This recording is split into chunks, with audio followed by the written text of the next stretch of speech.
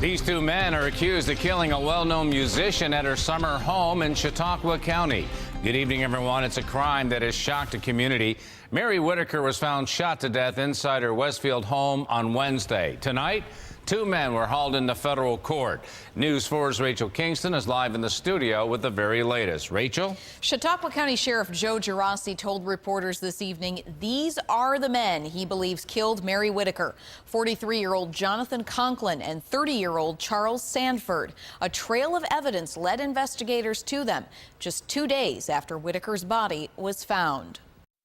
The two men believed to be Mary Whitaker's killers, 43-year-old Jonathan Conklin and 30-year-old Charles Sanford, appeared in federal court in Buffalo Friday evening.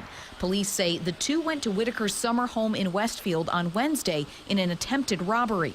During the course of that robbery, Mrs. Whitaker was murdered. She died of a gunshot wound to the chest, but she also had another gunshot wound in her leg. Friends found Whitaker's body in her garage Wednesday afternoon. Her car had been stolen. Detectives were put on the suspect's trail when someone tried to use Whitaker's credit cards in Erie, Pennsylvania. My investigators went to one of the establishments where the credit card had been attempted, and at that point in time we identified him in the videotape of the store. By him, the sheriff meant Conklin, a local man well known to the sheriff's office. At the time of the killing, Conklin was already wanted for grand larceny. He and Sanford each faced 3 federal charges: stealing property and taking it across state lines, carjacking, and use of a firearm in a crime of violence. The Chautauqua County District Attorney's Office is still putting its case together. It would indicate at a minimum would be a felony murder charge and potentially an intentional murder charge. The FBI now has Whitaker's car, which was also recovered in Erie early Thursday morning. The vehicle's been taken back to the Buffalo office of the FBI, and our evidence response team has processed the vehicle for evidence.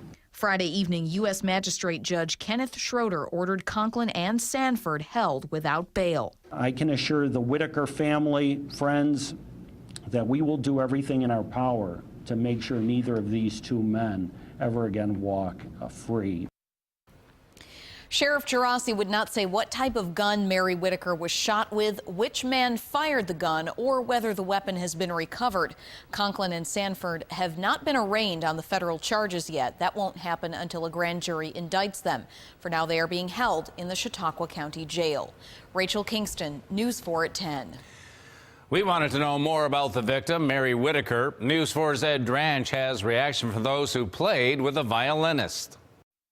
Mary Whitaker had played with the Chautauqua Institution Orchestra for nearly 4 decades. Her long career now a memory for those who played alongside. Whitaker was found shot to death in her summer home in the town of Westfield Wednesday. I was shocked, to say the least. I couldn't imagine that someone would take the life of someone that was this kind and compassionate, and it was really unbelievable. I'm sure that she had no enemies.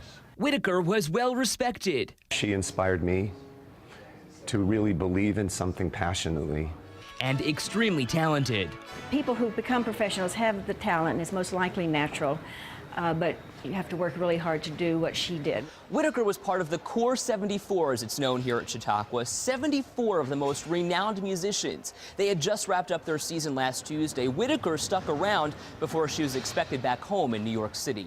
Well, you feel helpless because, you always wonder, is there something we should have known? Marty Merkley is the vice president of the Chautauqua Institution. And it's such a shock to everyone.